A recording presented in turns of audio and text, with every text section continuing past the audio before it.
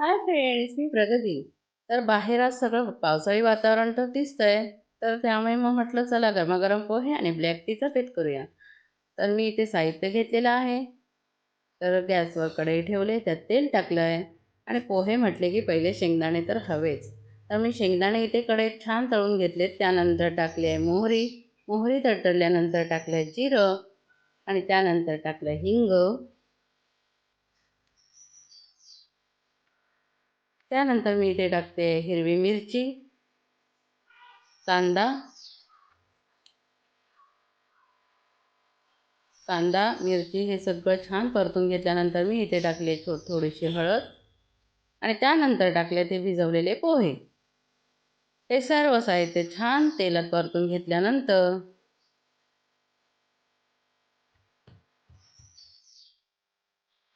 त्यानंतर मी टाकलं चवीनुसार मीठ आणि 2 चमचे साखर.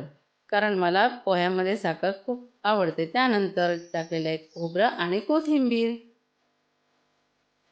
तर अशा प्रकारे मी नाश्ता रेडी केला आहे आणि ब्लॅक टी. तर या नाश्ता करायला बाय.